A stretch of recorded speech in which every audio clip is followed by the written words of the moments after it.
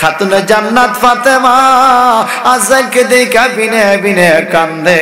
আজরাইল সাল্লাম আমার নবীর মেয়ের কান্না দেখা খুব মায়া, নবীর জন্য মায়া, আমার নবীরে প্রস্তাব দেয়, ইয়া রাসূলুল্লাহ ইন আমারতানি আন আকবুদা রূহাকা ফাকাবাতু, যদি আপনি অনুমতি দেন গো আপনার রূহ কবজ করতে আমি অনুমতি পাইলে রূহ কবজ করব, আর যদি আপনি আমাকে অনুমতি না দেন ফাতারাকতুহু, ওই রূহকে আমি ছেড়ে দেব, আপনার জান কবজ করব না।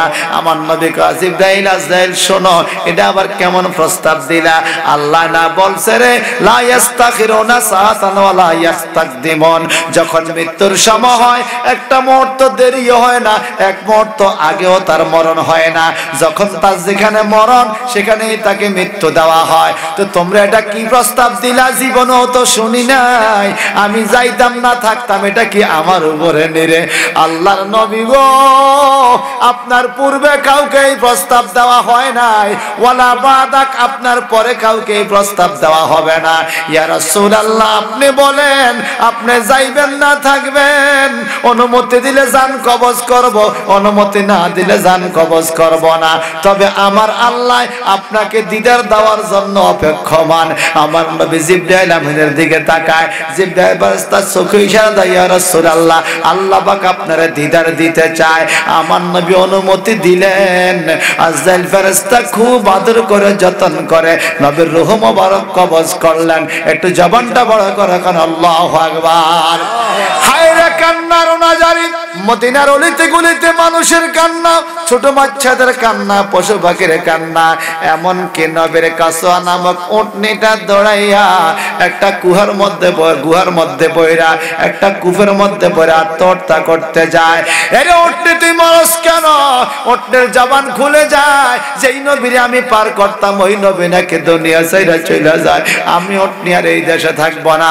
হযরতে বেলাল হাবশী কান্দে, আমি আর কার দিকে তাকাইয়া আযান দিব? হযরত আবু বকর সিদ্দিক কান্দে, আমি কার দিকে তাকাইয়া থাকবো রে?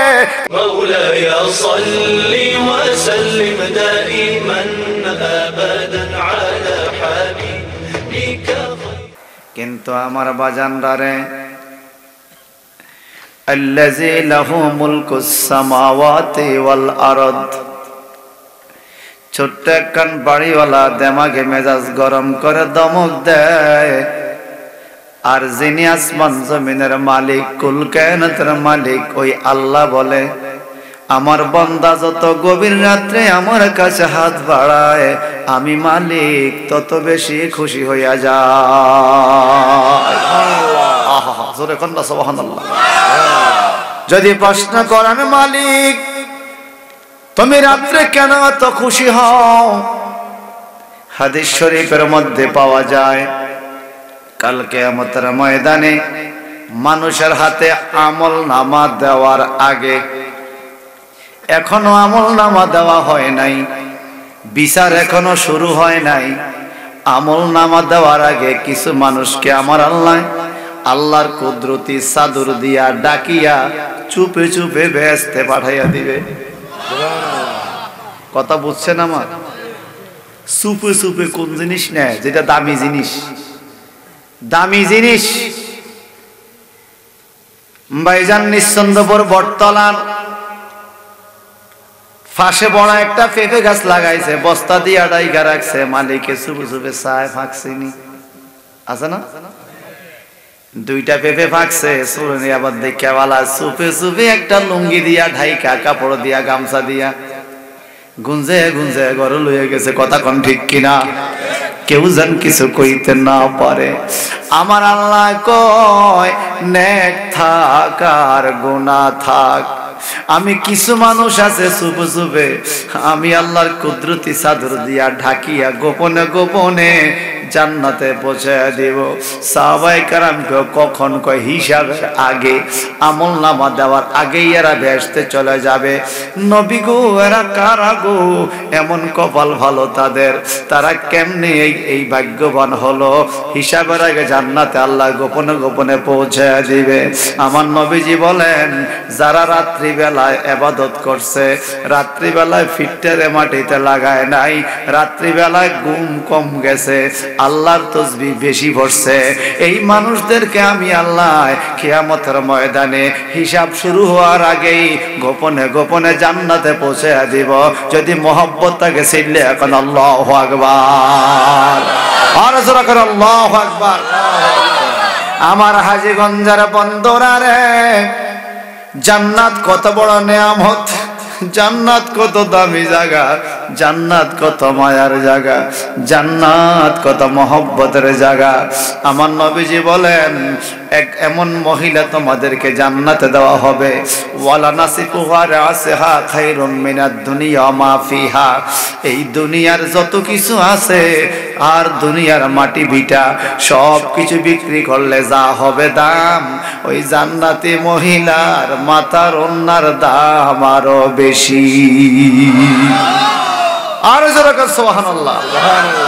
হে আমার ভাইরা, জান্নাতের ড্রেসিং টেবিল থাকবে, সাজগোজের ব্যবস্থা থাকবে, জান্নাতে মানুষে মাথা স্থানের চিরুনি দিবে, চিরুনি। সুবহানাল্লাহ বলেন। যারা জান্নাতে মাথা আশ্রাইবে চিরুনি দিয়া, আমার নবী কয় জান্নাতে মাথা আশ্রাইবার চুল আশ্রাইবার যে চিরুনি, ওই চিরুনির দাঁতগুলো স্বর্ণের তৈয়ারি। আহা হা, সুবহানাল্লাহ। আমাদের দেশের চিরুনির দাম হুদা 5 টাকা, প্লাস্টিকের দাঁত, কথা কন না। আর জান্নাতের চিরুনি কি দিয়া বানাইব, কথা কি দিয়া, এইটার কোনো খবর নাই আমগরে বাজান।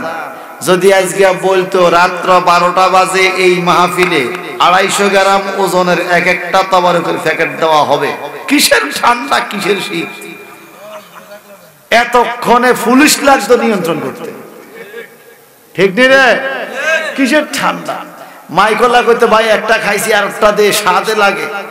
আমি কইলাম আমার আরো 2টা দে, আমি কইলাম আমার 3টা বাড়াই দে, বাসাত নিমো আরো 4টা। এই কথা কোন ঠিক কিনা? কিন্তু বাজান রে, আমার আল্লাহ যে বলছে জান্নাতি না জনে আমাদের কত দাম, ওই দিকের কোনো পাওয়ার নাই, ওই দিকের কোনো খোঁজ খবর নাই। একটু জবানটা বড় করা কর, আমার আল্লাহ যদি এই দুনিয়ার মধ্যে আইসা, আমার আল্লাহ যদি এই দুনিয়ার থেকে আইসা, আমার আল্লাহ যদি মানুষকে বলে, ও মানুষরা রে, আজকে মাহফিলে তোরা আয়, তোদেরকে 1 কেজি কাঁচা গরুর গোস্ত দিমু, গরুর গোস্ত 1 কেজি কাঁচা, কমপক্ষে 1000 টাকা। আমার মনে পুলিশ লাগলো লাইন ধরাইতে, কথা কোন ঠিক কিনা? কিন্তু আমার নবীজি বলেন, এমন কিছু শব্দ আছে রে জান্নাতের যাওয়ার জন্য সহজ হয়ে যায়, যেমন কালিমাতানে হাবিবাতুর রহমান। আমার আল্লাহর দরবারে 2টা কালিমা আছে খুব প্রিয়, 2টা কালিমা খুব প্রিয়। এই 2টা কালিমা জবানটা হালকা করে, এই উচ্চারণে খুব সহজ হয়ে যায়। সাকিলাতানে ফিল মিজান, এই 2টা কালিমা পড়লে মিজানের পাল্লাটা ভারী হয়ে যায়। ও হুজুর, 1 কেজি গোস্ত থেকেও কি বেশি? আরে কত বেশি শোনো, আমার নবীজি বলেন, একটা মানুষকে যতগুলো নেকি দিলে জান্নাতি হবে, পাল্লাটা ভারী হবে, আমার আল্লাহ একবার সুবহানাল্লাহ বলার কারণে তাকে তত নেকি দান করবে। আর জোরে করে আল্লাহু আকবার।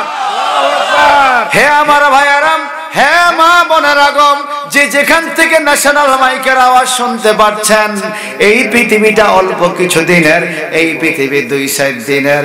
যেই কাপড় পয়রা করে ঢুকছ, এই কাপড় পয়রা তোমার আর বাইর করবে না। সুন্দর কাপড় দুইকা করে ঢুকছ, একদিন তুমি সাদা কাপড় পয়রা আগ দরজা দিয়া বাইর হওয়া লাগবে। এই কথা বলেন ঠিক কিনা? ঘরে ঢোকার টাইমে তোমারে কত আদর কইরা, কত যত্ন কইরা ঘরে ঢুকাইছে গো, কিন্তু বাহির হওয়ার টাইমে তোমার এত আদর যত্ন কেউ করবে না। তোমার স্বর্ণের চেইন দিবে না, স্বর্ণের বালা দিবে না, তোমার সুন্দর কাপড় দিবে না। নাকে কানে তুলা দিয়া, আতর গোলাপ ছিটাইয়া, দিবে রে তোমায় সাজাইয়া জনমের মতো। কি অবস্থায় থাকবো আল্লাহ জানো নিরঞ্জন, ঠিক কিনা? আমি কি অবস্থায় থাকবো মাওলা জানো নিরঞ্জন। একটু বলেন তো বাজান, এই এলাকা কবরস্থান আছে কিনা? আরো যখন আছে কিনা? এই কবরে কেউ বড় করে গর্ত করার সুযোগ নাই। যদি কেউ বলে আমার কবরটা 12 ফুট লম্বা করব, আমার ঘরের রুমটা যেরকম 12-13 সাইজের, কবরটা 12-13 সাইজের লম্বা করব, শরীয়ত কো সুযোগ নাই। যদি কেউ বলে না রে না, আমার কবরটার আমি এসি কইরা দেব, শরীয়ত কো সুযোগ নাই। আমার কবরে আমি বাতি জ্বালায়া দেব, শরীয়ত কো সুযোগ নাই।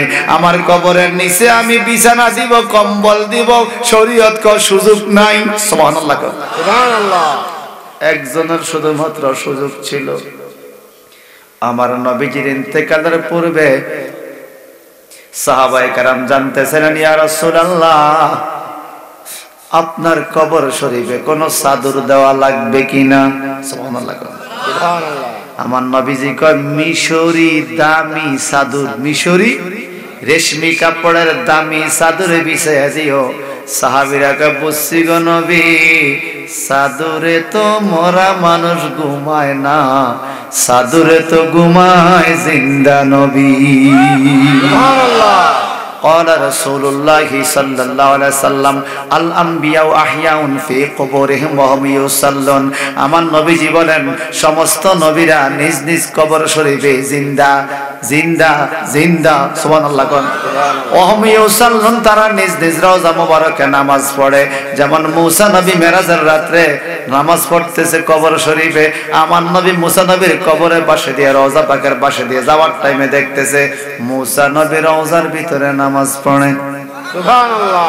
এবার জবান খুলে বলেন, এই এই এই টিয়া পাখি, টিয়া পাখি আমার দিকে, আরে আমার দিকে চাই। টিয়া পাখি জাম্পারের কথা কইছে, টিয়া পাখি হিসের দিকে তাকায় আমার দিকে। ভাইজান আমরা মরমুনি, মরণ আসেনি, আপনারা কন আমগো মরণ তো ঠিক, কিন্তু আল্লাহ কি কয়, যদি মরণটা তুমি সেরকম করতে পারো, ইবাদত বেশি করতে পারো, তাইলে তুমি মইরাও কবরে জিন্দা থাকবা। সুবহানাল্লাহ। আর জোরে কোন সুবহানাল্লাহ। আমার নবী জিন্দা, আপনারা কি এটা মানেন? মানেন? আম্মা আয়েশা সিদ্দিকা রাদিয়াল্লাহু তাআলা আনহা বলেন, আমি কেমন নবীর স্ত্রী শোনো, আমার দয়াল নবী সামনে যেমন দেখে, পিছেও তেমন দেখে, কাছে যেমন দেখে, দূরেও তেমন দেখে, আলোতে যেমন দেখে, আন্ধারেও নবী তেমন দেখে। আয় জোরে কান আল্লাহু আকবার। তাহলে আমার বাবারা ভাইয়ারা, কবরে যাওয়া লাগবে কিনা? আওয়াজ দিয়া কোন। আল্লাহর হাবিবকে জানতে চাইলেন, ইয়া রাসূলুল্লাহ নবী গো, আপনার কবর শরীফে চাদর দিমু, ঠিক আছে, একটু যদি বলতেন আপনার কবরটা কোন জায়গায় হবে, আপনার রওজা পাকটা কোন জায়গায় হবে। আমার নবীজি বলেন, আমি যেখানে ইন্তেকাল করব সেখানে, এখান থেকে 1 ইঞ্চিও নাড়া যাবে না। দেখা গেল আমার দয়াল নবী, নবীজির ছোট স্ত্রী আয়েশা সিদ্দিকা রাদিয়াল্লাহু তাআলা আনহার ঘর মোবারক হুজরা শরীফে, এখানে শেষ নিঃশ্বাস ত্যাগ করেছেন, দুনিয়ার হায়াতের শেষ দিবস পর্যন্ত এখানে ছিলেন। এই জন্য এখন যে সবুজ গম্বুজের রওজা পাক, এটা হলো আম্মা আয়েশার ঘর মোবারক। সুবহানাল্লাহ। আম্মা আয়েশার ঘরটাই রওজা পাক হইছে। এখানে আমার নবীকে জান্নাতের বিছানা দেওয়া হয়েছে। মারহাবা কর, মারহাবা। যেই ঘরের শানে নবী বলেন, মা বাইনা বাইতি ওয়া বাইনা মিম্বারি রাউযাতুম মির রিয়াজিল জান্নাহ, আমার ঘর এবং আমার মিম্বারের মাঝখানের জায়গাটা বেহেশতের টুকরা। ওই মাটি তো মাটি নয়, শুনো তাহার পরিচয়। ওই মাটি তো শোনো তাহার পরিচয়, মাটির কপাল খোলে গেল রে আমার নবীজির কদমে, মাটির কপাল খোলে গেল রে আমার নবীজির কদমে, আমার বিহির কারণে ও মদিনার মাটি রে তুই যে বড় খাঁটি রে। মদিনার মাটি দামি কিনা? আওয়াজ দেখুন, দামি কিনা? ও মদিনার মাটি রে তুই যে বড় খাঁটি রে আমার নবীর কারণে বলে না আমার নবীর আমার নবের রোজার কিনারে হযরত আবু বকর আছে রে আমার নবের রোজার কিনারে হযরত আবু বকর আছে রে শুধু নবীর খেদমতের কারণে শুধু নবীর খেদমতের কারণে ও মদিনার মাটি রে তুই যে বড় খাঁটি রে বলেন ও মদিনার মাটি রে তুই যে বড় খাঁটি রে আমার নবীর আমার নবী আছেন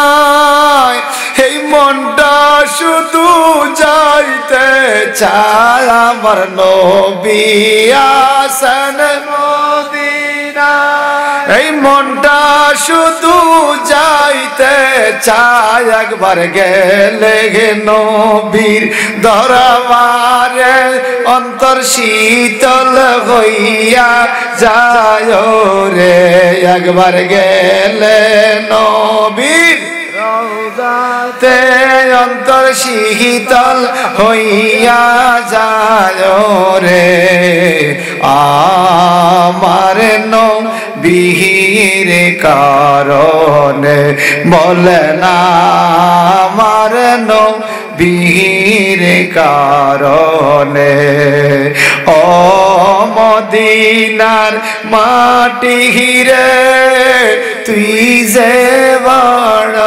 খাঁটি রে বলেন ও মদিনার মাটি রে তুই যে বড় খাঁটি রে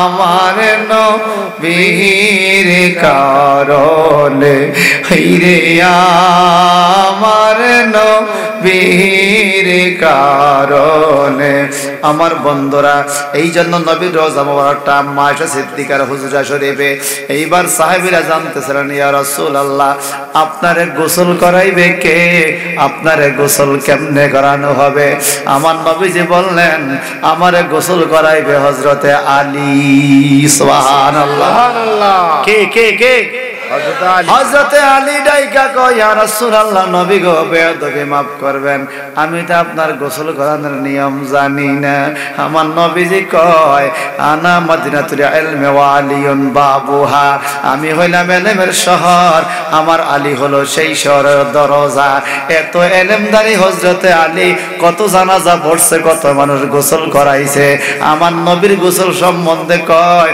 হুজুর আপনারে গোসল কেমনে করান লাগবো এতে করে বোঝা যায় আমাদের মৃত্যু এক রকম নবীজির ইন্তেকাল আরেক রকম আমাদের গোসল হবে এক রকম নবীর গোসল হবে আরেক রকম আমাদের কবর হবে এক রকম নবীর রওজা পাক হইছে আরেক রকম আমাদের সাথে নবীর কোনো কিছুর তুলনা চলে না চলে না চলে না ঠিক কি না কোন নবী নবীর মতো আমরা আমাদের মতো নবী নবীর মতো আমরা হে আমার হাজীগঞ্জের ভাইয়েরা এইবার লক্ষ্য করে শোনেন গো আল্লাহর হাবিব বলেন আমার গোসল করাইবে হযরতে আলী কে হযরত আলী বলে হুজুর আমারে maaf করেন আমি জানি না তো আপনাদের কেমনে গোসল করানো লাগবে আমার নবী কো আলী রে টেনশন করো না আমার ইন্তেকালের পরে তুমি শুধু আমার বুকের উপরে এক বালতি পানি ঢালিয়া দিবা, ডান হাত দিয়ে আমার বুকের উপরে একটা মোছা দিবা, এটাই গোসল। সুবহানাল্লাহ সুবহানাল্লাহ বাজে কইেন। ঠান্ডা মনে খিসি গেছে না? না হুরা কিছে নাই। সবাই কাম সুবহানাল্লাহ সুবহানাল্লাহ নারে তাকবীর আল্লাহু আকবার। একটু বলেন আমাদের গোসল কেমন? আমরা মুর্দার কেমনে দোয়াই? মুর্দার দোয়াইতে দেখছেন নি কেউ? সাই কে কে দেখছেন? আতুরা মাশাআল্লাহ অনেকেই তো দেখছেন। মুর্দার আমরা কেমনে দোয়াই শোনেন। পরনের কাপড় গুলা খুইলা চাদর দিয়া পুরা শরীর ঢাইকা দেয়, মুখের মধ্যে তুলা লাগায়, নাকের মধ্যে তুলা লাগায়, মুখটারে গামছা দিয়া বাঁধে যেন পানি না যায় ঢালতে গেলে, কানের মধ্যে তুলা লাগায়। জিন্দা মানুষের কানে পানি ঢুললে বাইরে বাইর করে, মরা মানুষ কেমনে পানি বাইর করবে? আমাদের কত কষ্ট। আবার বড়ি পাতা দিয়া গরম পানি দিয়া গোসল করায়। আল্লাহর হাবিব বলেন উম্মত রে, বড়ি পাতার গরম জলে তোমরা গোসল করাইও কেন? মৃত্যুর যন্ত্রণা কত কঠিন, পুরা শরীর ব্যথা হইয়া যায় রে। প্রতিটা পশমের গোড়ায় গোড়ায় একটা গরম সুই ঢুকিয়ে দিলে যত কষ্ট হবে, এরকম ব্যথা হইয়া যায় মৃত্যু ব্যক্তির শরীরটা। যদি বড়ি পাতা দিয়া গোসল করাইতে পারো, বড়ি পাতার গরম পানি পশমের গোড়ায় গোড়া ঢুকলে আমার উম্মতের ব্যথা দূর হইয়া যাবে। সুবহানাল্লাহ আরো জোরে কথা আল্লাহু আকবার। আল্লাহু আকবার। হে আমার ভাইয়ারা, এইবার আমার নবীজি বলেন আলীও আমারে গোসল করাইবা তুমি এইভাবে। তো আমাদের গোসলের সিস্টেম কি বাজান? গোসল করাইবার টাইমে বসায়, পেটের মধ্যে চাপ দেয়, ঠিক না? কারণ পায়খানা থাকতে যেন বাইর হইয়া যায়। কারণ গোসলের পরে আবার যদি পায়খানা পাসরাবা নতুন করে আবার গোসল করাইতে হবে, নাপাক হইয়া যাবে। এই জন্য পেটটারে পরিষ্কার করে চাপ দিয়া এরপরে ডান কাইত কইরা ফিটটারে দয়, আবার বাম কাইত কইরা দয়, পুরা শরীর বারবার পানি দিয়া দয়, কসলায়া দয়। যেই লোকটা গোসল করাইছে ওই লোকটা আবার বাড়িতে যায় সাবান দিয়া গোসল করে, মুর্রা দোয়াই আইছে গোসল করে। কিন্তু বাজানরা রে, আমার দিনের নবী মুহাম্মদ রাসূলুল্লাহ সাল্লাল্লাহু আলাইহি সাল্লাম বলেন আমার শুধু বুকের উপরে এক বালতি পানি ঢাইলা দিবা, আমারে কসলায় দিতে হবে না। ডাইন পাশ করার দরকার নাই, বাম পাশ করার দরকার নাই। এমনকি শরীরে যে জুব্বা আছে এই জুব্বা মোবারকটাও খোলার দরকার নাই। এই জুব্বার উপর দিয়া পানি ঢালিয়া দিবা। সাহাবীরা কয় নবী গো, আপনারে কেমন কাফন দিতাম, আমরা কোন কাফনে দাফন করতাম? কারণ নবীর বিষয় আলাদা, সাহাবীরা আগে থেকে কথা ভাঙ্গা রাখে। কোন কাপড়ে দাফন করতাম যদি একটু বলতেন। আল্লাহর হাবিব বলেন দুনিয়ার মার্কিন কোন কাপড় আমারে দিও না, আমার গায়ে যে জুব্বা থাকবে এই জুব্বা দিয়ে আমি কবর জগতে যাব। এইবার সাহাবীরা মশলা বাইর করে নবী গো, একবার কইছেন আপনি আয়েশা সিদ্দিকার ঘরে ঘুমাইবেন, আবার কইছেন আপনি কবরের মধ্যে চাদরের মধ্যে ঘুমাইবেন, আবার কোন আলীরে কোন ফুরা শরীরে গোসল দেওয়া লাগবে না, আবার আপনি কোন জুব্বা গায়ের মধ্যে থাকবে এটা খোলা লাগবে না। বুঝছি গো নবী, বুঝছি। জিন্দা মানুষ বুঝি এইভাবেই জান্নাতের দিকে চইলা যায়। একটু চিৎকার দিকে আল্লাহু আকবার। জিন্দা আমার নবী এইভাবে বলার পরে সাহাবায়ে কেরাম জানতে চাইলেন ইয়া রাসূলুল্লাহ আপনার জানাজার ইমামতি করবে কে? সুবহানাল্লাহ সুবহানাল্লাহ। এই কথাটা থাক, এটা পরে। জানাজার ইমামতি দরকার নাই, জানাজাই তো হবে না, ইমামতি কিসের? আর আল্লাহু আকবার বলেন না। আল্লাহু আকবার। ও আমার ভাইয়েরা, এবার নবীজির ইন্তেকাল হবে।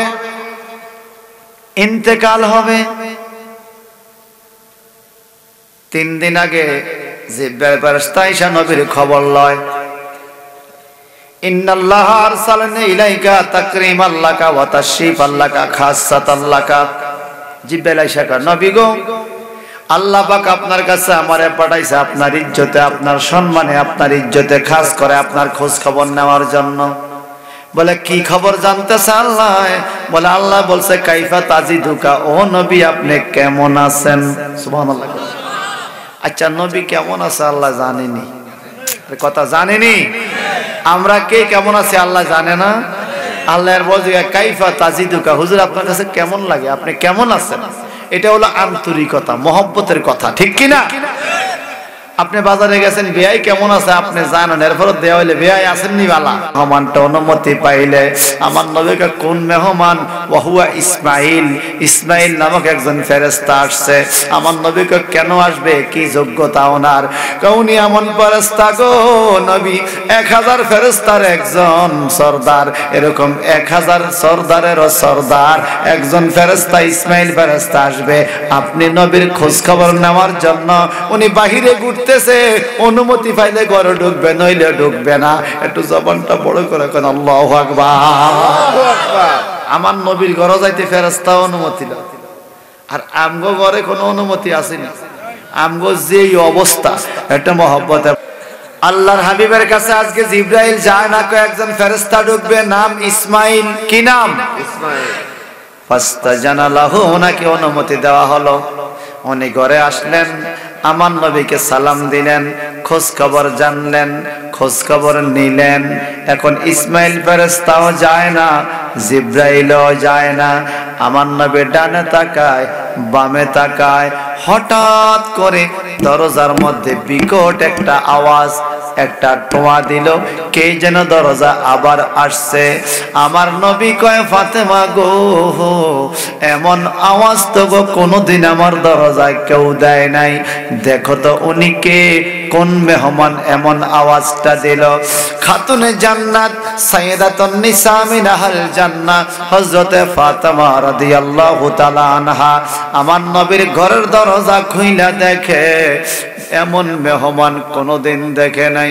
দেখে মা ফাতেমা উচ্ছ্বসিত নয়নে কান্দে, ইয়া রাসূলুল্লাহ, উনি আবার কোন মেহমান? এত লম্বা লম্বা চুল, এত বড় দেহ, এটা পেরেশানি ভাব, কেমন কেমন জানি অবস্থা। উনি একবার ডান দিকে যায়, আবার বাম দিকে যায়। আমার নবী কো জিবরাইল রে, উনি কে রে? জিবরাইল বলেন হাজা মালাকুল মাউত। ইয়া রাসূলুল্লাহ, নবী গো, আপনার সাথে দেখা করতে চাই হযরত আজরাইল আলাইহিস সালাম, মালাকুল মাউত আসছে আপনার ঘরের দরজায়। এই কথা বলতে দেরি খাতুনে জান্নাত মা ফাতেমা কান্না শুরু করলো। আজরাইল তো কারো বাড়িতে শুধু শুধু যায় না, আজরাইল কারো না কারো জান কবজের জন্যই যায়। এই কথা বলেন ঠিক কিনা? আর আজরাইল আসিয়া যেদিন হস্তে দিবে দড়ি, আজরাইল আসিয়া যেদিন হস্তে দিবে দড়ি, সেই দিন আমার মন প্রাণ করবে দৌড়া দৌড়ি, আমি জানিলাম না গো আল্লাহ মরণের কত দিন বাকি, আমার মরণের কত দিন বাকি, আমি জানিলাম না গো আল্লাহ মরণের।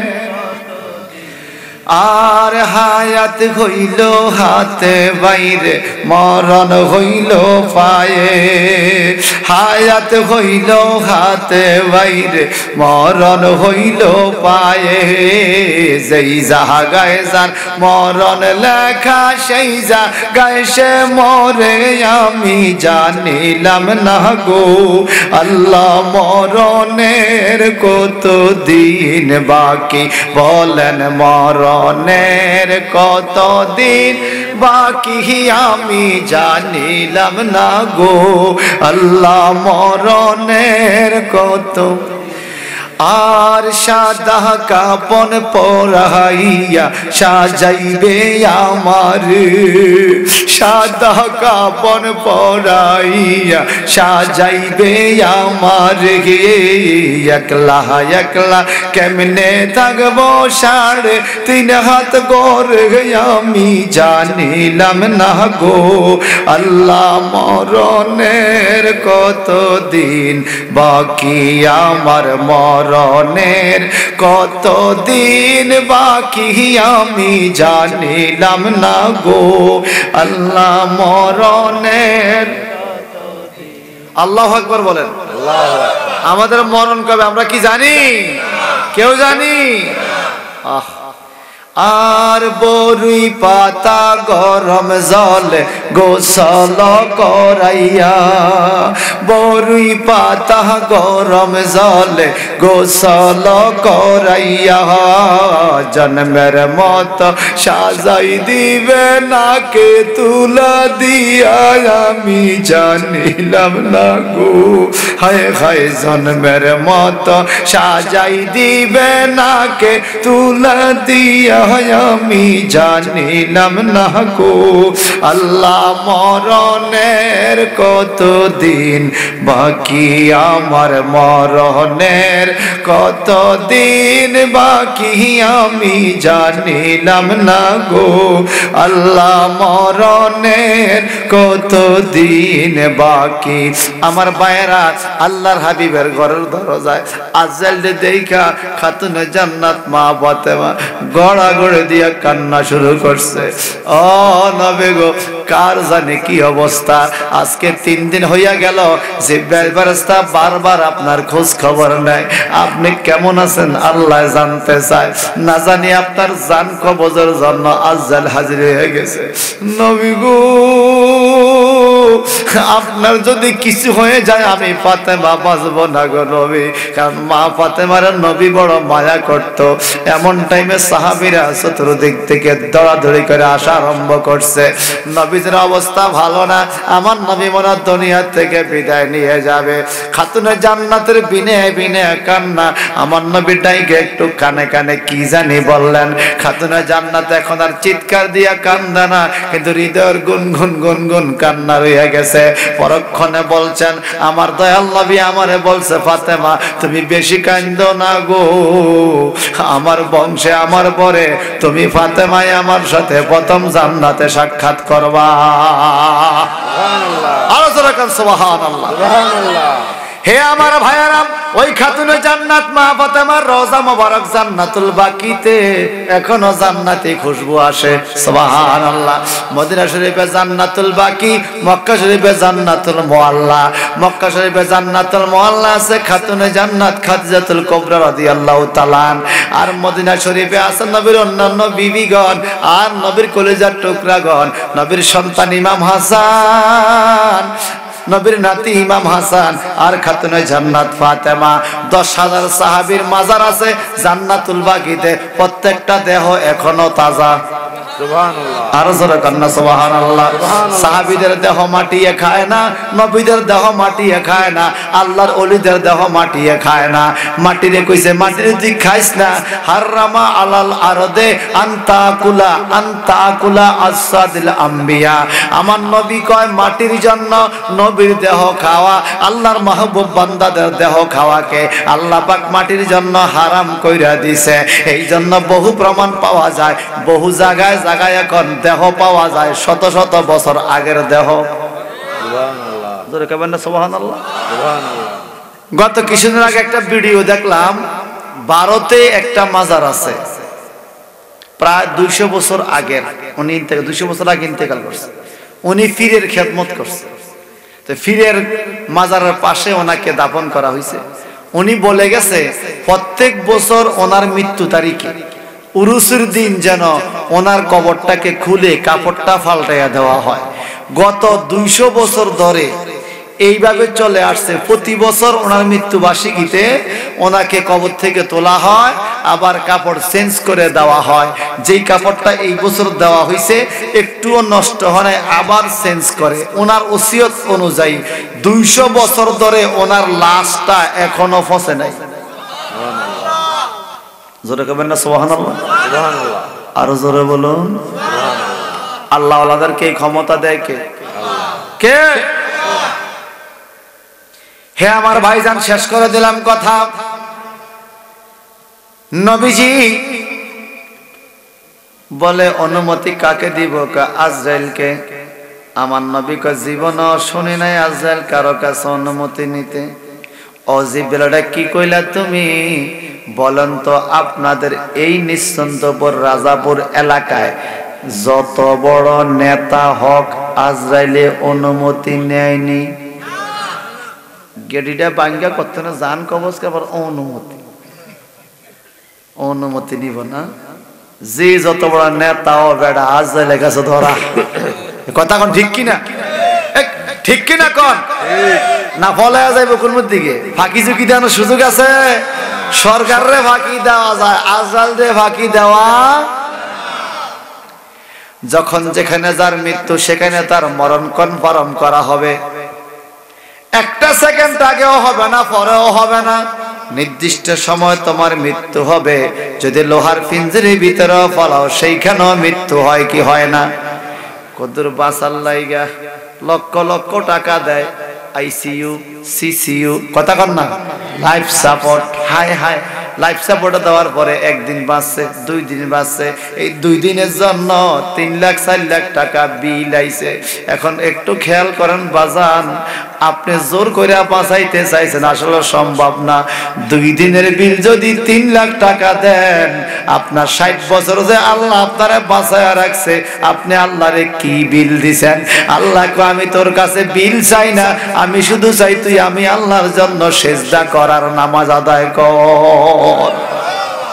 কথা কোন ঠিক কিনা? যদি এই মুহূর্তে কারো পেশাব বন্ধ হয়ে যায়, 3 দিন 4 দিন পেশাব বন্ধ, অবস্থাটা কি হইব? আর কথা কয় না, কি হইব?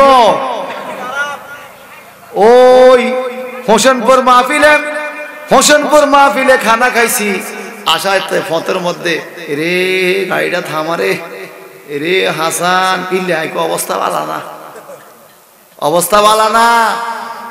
প্রস্রাব ধরে রাখা অনেক কষ্ট, ব্যথা হয়ে যায়, মানুষ থাকতে পারে না। 3-4 দিন বন্ধ হইয়া গেলে ডাক্তারের কাছে যাওয়ান লাগেনি, প্রথম কুমিল্লা নে ডাক্তারের ডাকা কেন কাম হইতো না, ঢাকা নিছে বড় হাসপাতাল নে। এবার ডাক্তারের কাছে গেছে, বেড়া তো কলজা ফাটি যায়, সহ্য হয় না, ব্যথা আর ধৈর্য। বাবা ধৈর্য নয় আর সহ্য হয় না। ও ডাক্তার, জমি 5 ঘন্টা লাগে, 10 ঘন্টা লাগে, যদ্দুর লাগে আপনি নেন, আমার শুধু পেশাবটা বাইর করে দেন। কথা কন কয় কিনা? যত ঘন্টা বেতন লাগে একটু জমিটা বেচে হইলো আমার টাকা নেন, আমার প্রস্রাবটা বাইর করে দেন। ও বাজান, আপনারে মাত্র 3 দিন ঠেকাইছে আমার আল্লাহ, 3 দিন প্রস্রাব আটকে দিছে, আপনি জমি 5 ঘন্টা দিতে রাজি হইয়া গেছেন ডাক্তার রে। আর আমার আল্লাহ কয় বান্দা রে, ফাবিআইয়া আলাই রাব্বিকুমা তুকাজ্জিবান।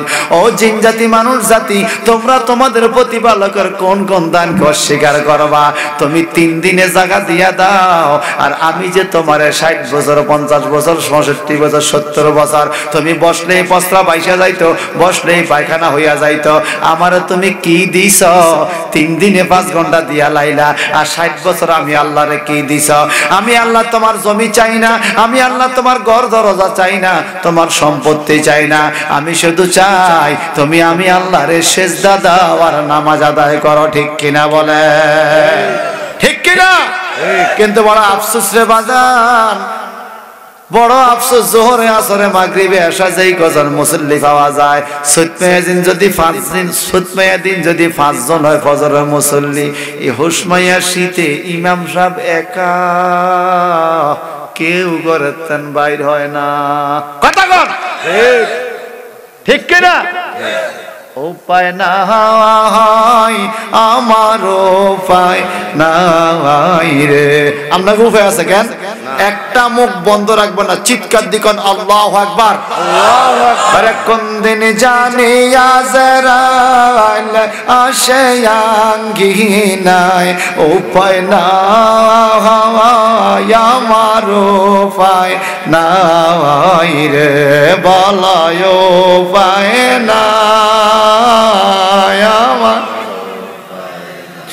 হায়রে কি ওয়াদা দিয়া যাইলাম সংসারে, কি জবাব দিব আমি মাওলারে, কি ওয়াদা দিয়া যাইলাম সংসারে, কি জবাব দিব আমি মাওলারে, মোরার পাই আমার উপায় নাই রে, বলেন উপায় নাই আমার।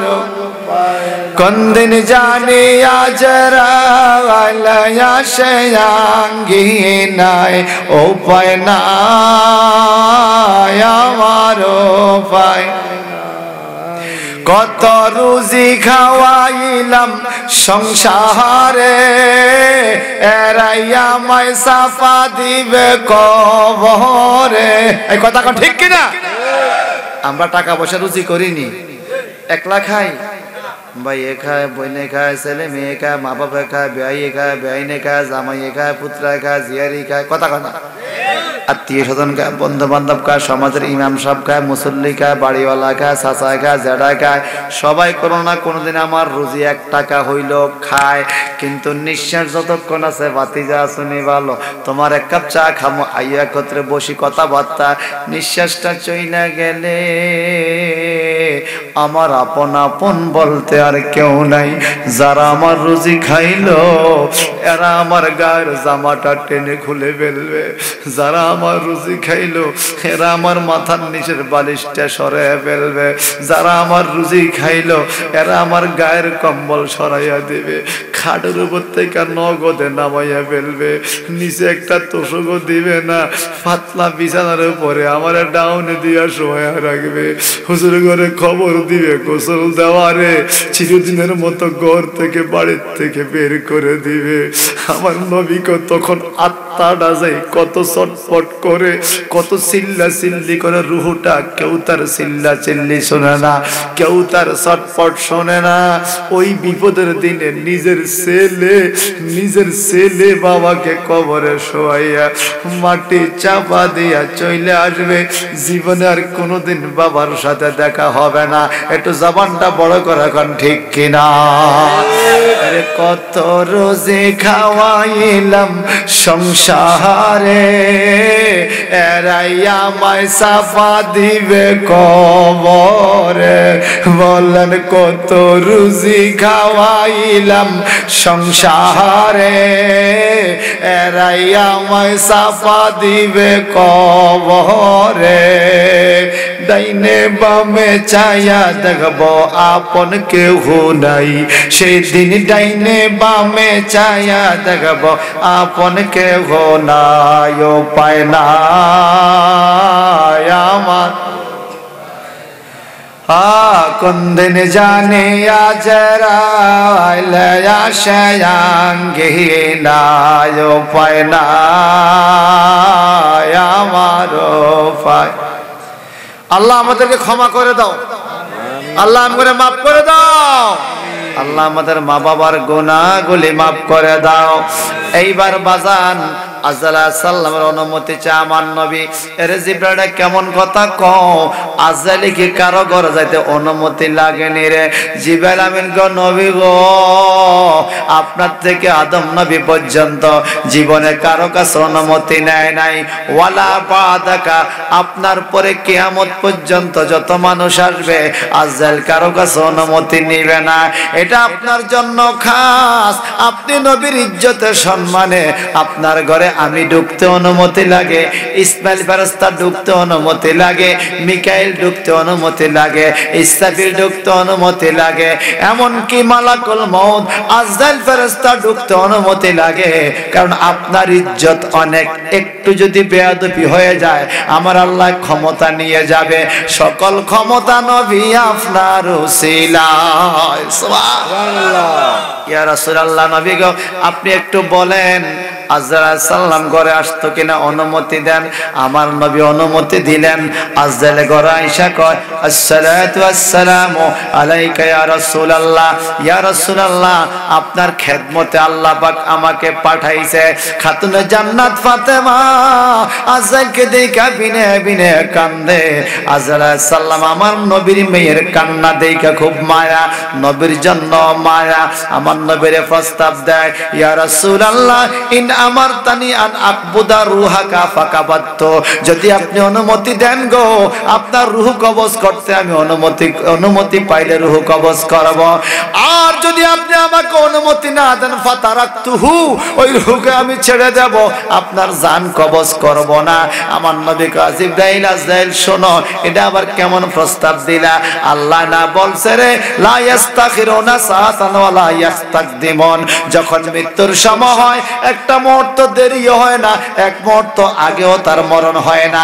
যখন তার যেখানে মরণ সেখানেই তাকে মৃত্যু দেওয়া হয়। তো তোমরা এটা কি প্রস্তাব দিলা? জীবনেও তো শুনি নাই। আমি যাইতাম না থাকতাম, এটা কি আমার উপরে নিরে? আল্লাহর নবী গো, আপনার পূর্বে কাউকে এই প্রস্তাব দেওয়া হয় নাই, ওয়ালা বাদাক, আপনার পরে কাউকে এই প্রস্তাব দেওয়া হবে না। ইয়া রাসূলুল্লাহ, আপনি বলেন আপনি যাইবেন না থাকবেন? অনুমতি দিলে জান কবজ করব, অনুমতি না দিলে জান কবজ করব না। তবে আমার আল্লাহ আপনাকে দিদার দেওয়ার জন্য অপেক্ষমান। আমার নবী জিবরাইল আমিনের দিকে তাকায়, জিবরাইল ফেরেশতা চোখে ইশারা দেয়, ইয়া রাসূলুল্লাহ, আল্লাহ পাক আপনারে দিদার দিতে চায়। আমার নবী অনুমতি দিলেন। আজরাইল ফেরেশতা খুব আদর করে যত্ন করে নবীর রূহ মোবারক কবজ করলেন। একটু জবানটা বড় করে কান আল্লাহু আকবার। হায়রে কান্নার নাজারি, মদিনার অলিতে গলিতে মানুষের কান্না, ছোট বাচ্চাদের কান্না, পশু পাখির কান্না। এমন কি নবীর কাসওয়া নামক উটনিটা দৌড়াইয়া একটা গুহার মধ্যে পয়রা, একটা কূপের মধ্যে পয়রা আত্মহত্যা করতে যায়। এরে উটনি তুই মরস কেন? উটনির জবান খুলে যায়, যেই নবীরে আমি পার করতাম ওই নবী নাকি দুনিয়া ছেড়ে চলে যায়। আমি উটনি আর এই দেশে থাকবো না। হযরত বেলাল হাবশী কান্দে, আমি আর কার দিকে তাকাইয়া আযান দিব? হযরত আবু বকর সিদ্দিক কান্দে, আমি কার দিকে তাকাইয়া থাকবো রে? কারণ আমার নবীজি সাহাবায়ে কেরামকে জিজ্ঞাসা করতেন কার কাছে কি ভালো লাগে।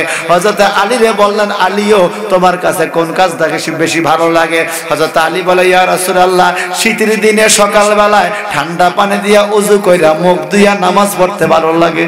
সুবহানাল্লাহ। আর আমগো হাতে মোটে উড়ে না, গরম পানি দিয়ে এর বড় উড়ে না। এই কথা কোন ঠিক কিনা? শীতের দিনে ঠান্ডা পানি ওযু করতে ভালো লাগে। সুবহানাল্লাহ বলেন। এইবার আবু বকর সিদ্দিক রাদিয়াল্লাহু আনহুকে প্রশ্ন করে, ও আবু বকর, তোমার কাছে কি ভালো লাগে? সাইয়েদনা হযরতে আবু বকর সিদ্দিক রাদিয়াল্লাহু আনহু বলেন, নবী গো, আমার কাছে অন্যান্য ইবাদত ভালো লাগে, তবে সবচাইতে ভালো লাগে গো আপনি নবীর নূরানী চেহারার দিকে তাকাইয়া থাকা। সুবহানাল্লাহ। আপনার দিকে তাকাই থাকতে আমার ভালো লাগে। এই নবীজিরে দেখলে আপনাদের ভালো লাগতো নি? লাগতো নি? আবু বকর সিদ্দিক বলে, হুজুর, আপনার দিকে তাকাই থাকতে আমার ভালো লাগে, শান্তি পাই। সুবহানাল্লাহ। সেই নবীর ইন্তেকাল, শান্তি নাই মনে। আল্লাহর হাবিবের ইন্তেকালে কান্নার রোল। হঠাৎ করে নবীজির হুজরা শরীফের পিছন থেকে একটা কণ্ঠের আওয়াজ আসছে, গায়েবী আওয়াজ, হে আহলে বাইত, শান্ত হন, শান্ত হন। নবী আপনাদেরকে ছেড়ে দূরে যাবে না, নবী আপনাদেরকে দেখে। আমার নবী বলেন, হায়াতি খাইরুল লাকুম ওয়া মামাতি খাইরুল লাকুম, আমার হায়াত কল্যাণ, আমার ইন্তেকালও কল্যাণ। আমি হায়াতে তোমাদের সাথে কথা বলি, তোমরা আমার সাথে কথা বলো। আর আমার ইন্তেকাল যখন হবে, তোমাদের আমলনামা আমাকে দেখানো হয়। আমি যখন দেখব তোমাদের আমলনামা ভালো কিছু আছে, আল্লাহ শুকরিয়া আদায় করব। যখন দেখব অন্যায় করে ফেলছো, আমি তোমাদের জন্য রওজা পাক থেকে আল্লাহর কাছে হাত তুলে দোয়া করব। তো বোঝা গেল নবী আমার জিন্দা কিনা কোন? আল্লাহর হাবিবের দেহ মোবারকে আবার রূহ দেওয়া হয়েছে। তো কুল্লু নাফসিন যায়কাতুল মাউত, এটা প্রমাণ দেওয়ার জন্য নবীকে মৃত্যুর স্বাদ দেওয়া হয়েছে। কিন্তু আবার পরপরই নবীজির রূহ মোবারক নবীজির দেহের মধ্যে আবার ফিরিয়ে দেওয়া হয়েছে। এই জন্য হক আকীদা, আহলুস সুন্নাত ওয়াল জামাতের আকীদা হলো আমাদের নবী হায়াতুন নবী, জিন্দা নবী, নূরের নবী, রহমাতুল আলামিন নবী। কথা বলেন ঠিক কিনা? আমাদের নবী কাউবয় না। যারা কাউবয় বলে আরা বেকুব, বেকুব। এই ঠিক কিনা কোন? আমাদের নবীকে কাউবয় বলা যাবে না। আল্লাহ বলছে, লা তাকুলু রায়না, খবরদার নবীরে রাখাল বলা যাবে না। আল্লাহ, তুমি নবীর প্রেমিক হিসেবে আমাদেরকে কবুল করো। আমিন। সকলে আমিন বলেন। আল্লাহর হাবিবকে রোজা পাকে দাপন করা হলো। আবু বকর সিদ্দিক রাদিয়াল্লাহু তাআলা নিজে রোজা পাকের ভিতরটা সুন্দর করে সাজাইয়া, কাফনটা বিছাইয়া, বিছনা চাদর বিছাইয়া আমার নবীরে আবু বকর, ওমর, ওসমান, আলী, ওনারা সুন্দর করে কোলে করে নামায়। কলিজা মনে ফেটে যায়। জান্নাতি মেহমান, জান্নাতের মালিক আল্লাহর হাবিব মুহাম্মদ মুস্তাফা সাল্লাল্লাহু আলাইহি সাল্লামকে আর কোনোদিন দেখবো না। আবু বকর সিদ্দিক রাদিয়াল্লাহু তাআলা আনহু রোজা পাকে শোয়াইয়া নবীর কাফনটা একটু সরাইয়া কপালে একটা চুমা লাগাইয়া দিল। সুবহানাল্লাহ। নবীজির ঠোঁট মোবারক লড়ে, আবু বকর সিদ্দিক কান লাগায়। আমার নবী রোজা পাকেও উম্মতি উম্মতি বলে কাঁদছে, আইজো কান্দে। তো সেই নবীর ঈদ মিলাদুন নবীর নামের এই মাহফিল, আমরা খুশি না বেজার? আওয়াজ দেখান খুশি না বেজার? এক্ষুনি দোয়া করে দিচ্ছি।